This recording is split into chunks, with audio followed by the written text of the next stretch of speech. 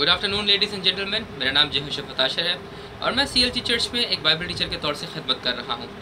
अगर आप मुझे फॉलो कर रहे हैं तो आपको पता होगा कि जो भी मैं सुनता हूँ, जो भी मैं देखता हूँ, उसके मुताबिक मैं वीडियोस बनाता हूँ ताकि उन तमाम ख्यालात के बारे में लोगों को बाइबल क्या कहती है उसके बारे में पता चल सके। और आज जिस चीज़ के बारे में मैं बात करना चाहता हूँ वो बहुत इंटरेस्टिंग है। वो है फ्लर्ट, जिसको उर्दू में दिल फेंकना कहते हैं। अब इसकी शुरुआत कहाँ से हुई, इसका ख्याल मुझे कहाँ से आया, मैंने एक पोस्ट देखी फेसबुक के ऊपर।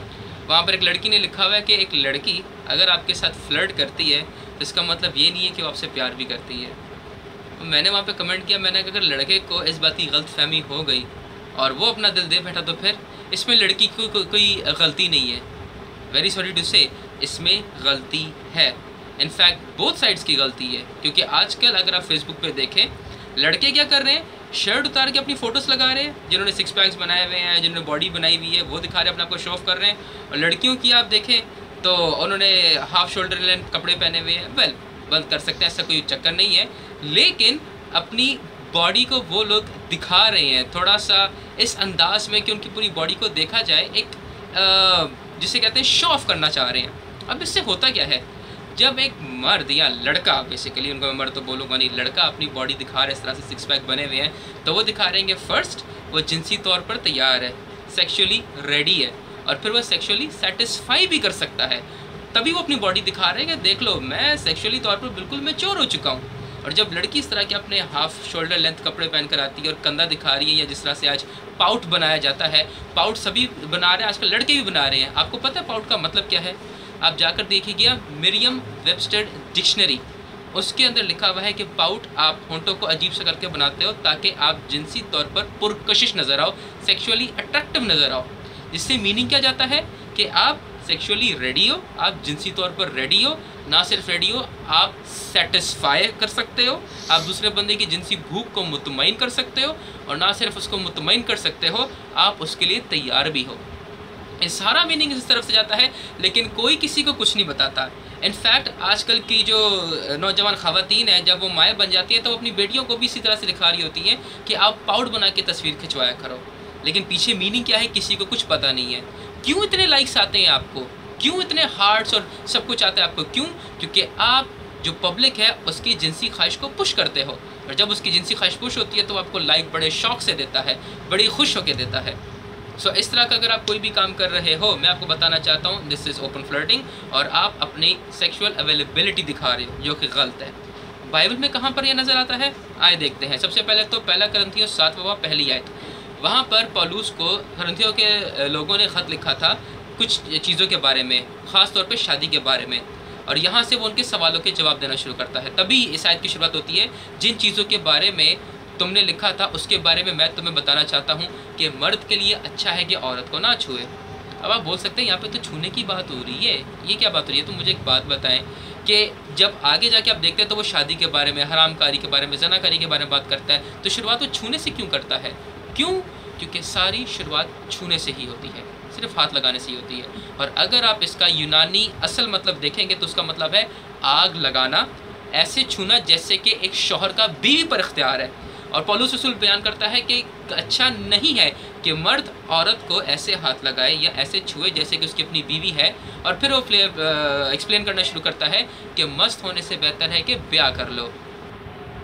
जैसा कि मैं बता रहा था कि मर्द किसी भी औरत को, यानी कि कोई औरत जो उसके साथ रिलेशनशिप में नहीं है, ऐसे हाथ ना लगाए कि वो उसकी अपनी बीवी है, क्योंकि इसका मतलब क्या होता है, वो उसकी जिनसी ख्वाहिश भड़का रहा है। जहाँ पर जो ओरिजिनल, एक तो जब आप यूनानी का मतलब देखते हैं, फिर आप पूरा कॉन्टेक्स्ट देखते हैं उसके मुताबिक, और उसके बाद वो कहते हैं कि मस्त होने से बेहतर है ब्याह कर लिया जाए।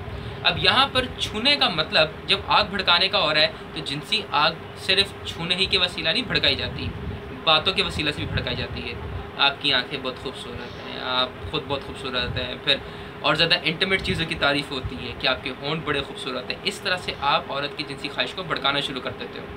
अब आप यहाँ पे सोच रहे हो कि यहाँ पर सिर्फ मर्दों के बारे में लिखा हुआ है। वेल, वो इसलिए क्योंकि पहल अक्सर औक़ात मर्द करते हैं, लेकिन इसका इतलाक़ ख़वातीन पर भी होता है। ख़वातीन को भी ऐसा कोई काम ना करना चाहिए जिससे कि वो मर्द की जिनसी ख्वाहिश को भड़काएँ। और मैं आपको बताऊँ, मर्दों की जिनसी भूख ज़्यादा सरगर्म होती है। आजकल हमारे मुआशरे के अंदर इस तरह से एक गलत तालीम फैली हुई है कि ख़वातीन जो है वो जिनसी तौर पर ज़्यादा सरगर्म होती है, उनकी ख्वाहिश ज़्यादा होती है। ऐसा कोई चक्कर नहीं है, मर्द की जिनसी ख्वाहिश ज़्यादा होती है, इसलिए मर्द की जिनसी ख्वाहिश को भड़काना बहुत आसान है। और आजकल सोशल मीडिया के ऊपर जब मैं पिक्चर्स देखता हूँ, अब मैं करके नहीं दिखा सकता क्योंकि फिर ये एजुकेशनल वीडियो नहीं हो जाएगी, ये फ़नी वीडियो हो जाएगी। लेकिन अगर आप देखें तो छोटी छोटी लड़कियां बड़े अजीब तरीके से अपने कंधे सामने लेकर आकर और पाउडर बनाकर दिखा रही है। इससे बहुत गलत मैसेज जा रहा है। और अगर कोई आपके साथ कुछ करता नहीं है या हाथ नहीं लगाता है, कुछ नहीं करता है, वो आपके बारे में सोचना ज़रूर शुरू कर देगा, वो फैंटेसाइज करना शुरू कर देगा। और मत्ती 5वां बाब 28वीं आयत के मुताबिक सबको पता है, वहाँ पे यीशु मसीह ने बड़े मशहूर बोल कहे कि जिस किसी ने किसी बुरी ख्वाहिश पर से भी किसी औरत पर निगाह की, वो अपने दिल में उसके साथ जना कर चुका। अगर आपने किसी और की जिनसी ख्वाहिश भड़काई है, शायद वो आपको फिजिकली हाथ ना लगाए, शायद वो फिजिकली आपके पास ना हो, लेकिन आपने उसको फैंटेसाइज करने पर मजबूर कर दिया, तब वो कर बैठा। अब आप बोलेंगे दोनों हवाले यहाँ पर मर्दों के बारे में है, 1 कुरिन्थियों 7:1 और मत्ती 5:28। ख़वातीन के बारे में कौन से हवाले हैं? मैं आपको बताता चला जाऊँ कि जो इखलाकी किताब है हमारी, जो इमसाल की किताब है जिसके अंदर सारा इखलाकियात का जिक्र है, उसमें मर्द और औरत दोनों के बारे में बहुत सारी तालीमात हैं। लेकिन क्योंकि मैं मर्द के बारे में बात कर चुका हूँ कि मर्द के लिए अच्छा है कि वो औरत को ना छुए, यानी कि वो उसकी जिनसी ख्वाहिश ना भड़काए, फिर मर्द किसी औरत पर बुरी निगाह से नज़र ना करे। ख़वातीन के बारे में इमसाल 5वें बाब से शुरू करके आपको एक ऐसी खातून के बारे में मिलेगा जो मर्दों को उकसाती है, जो शादीशुदा है लेकिन वो चिकनी चुबड़ी, इस तरह से लिखा हुआ है वहाँ पर कि इस तरह से भीगी हुई बातें आके करती है, मर्दों को फुसला कर उनसे वो हम बिस्तरी करती है और फिर उनको भी गुनाह में गिरा देती है। अगर आपको ज़्यादा पुख्ता हवाला चाहिए तो मिसाल 5 बाब 20 आयत, उसके अंदर लिखा हुआ है बेगाना या अजनबी औरत। अब बेगाना या अजनबी औरत क्यों लिखा हुआ है? क्योंकि इसराइली लोग ये कहते थे कि हमारी इसराइली लड़की ऐसा काम कर ही नहीं सकती, और अगर कोई इसराइली लड़की काम कर रही है तो हम इसराइल में से नहीं है, वो कोई या तो बेगाना है या अजनबी है, किसी दूसरी कौम में से है, हमारी कौम में से नहीं है। ऐसी तो यहाँ पर उस खातून के बारे में लिखा हुआ है। और ये खातून भी क्या करती है, ये प्रैक्टिकल करके दिखाती है कि आके अजीब अजीब बातें करती है। बोलती है मेरा शौहर क्या हुआ है, वो नए चांद पर वापस आएगा, वो अपने पैसों की थैली भरने गया है, दुआ हम पूरी रात इश्कबाजी करेंगे। इस तरह की अजीब सी रोमांटिक बातें कर करके वो मर्दों को फुसला लेती है। और इन सब को मेरे अजीज़ों फ्लर्टिंग कहा जाता है, इन सब को दिल फेंकना कहा जाता है। अगर तो आपने कुछ ऐसा किया है, अगर आप लड़के हैं और आपने अपनी शर्ट उतार कर अपने आप को शो ऑफ किया है, या आप एक लड़की हैं और आप पाउडर बनाती हैं और अपने कंधे दिखाती हैं या बॉडी को इस तरह से मूव करके तस्वीरें खिंचवाती हैं और फेसबुक पे डालती हैं, मैं आपको बताऊं आपको मालूम नहीं था। मैं ये नहीं कह रहा कि आप गलत कर रहे थे, आप फ्लर्ट कर रहे थे, मैं समझ सकता हूँ कि बात आपको मालूम नहीं था, लेकिन अब आपको मालूम चल गया है। एक बड़ा भाई होने के नाते मेरी बात को मानिए, आप मसीही लोग हैं अगर, तो बहुत ज़रूरी है कि आप एक अच्छा इम्प्रेशन दूसरों पर डालें। और अगर आप किसी और कौम से भी ताल्लुक़ रखते हैं तो अपनी कौम को क्यों बदनाम कर रहे हैं? ज़रूर इन बातों की पैरवी करें, बाइबल सबके लिए लिखी गई है। अभी के लिए इतना ही, बातें भी इसमें बहुत सारी कर सकता हूँ, लेकिन ज़्यादा देर तक ये वीडियो देखना आपके लिए बोरियत हो जाएगी।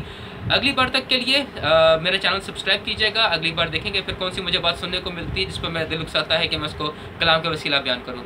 तब तक के लिए खुदावंद आप सबको बरकत दे, हमारे खुदावंद यीशु मसीह की सलामती अब सब पर होती रहे। आमीन।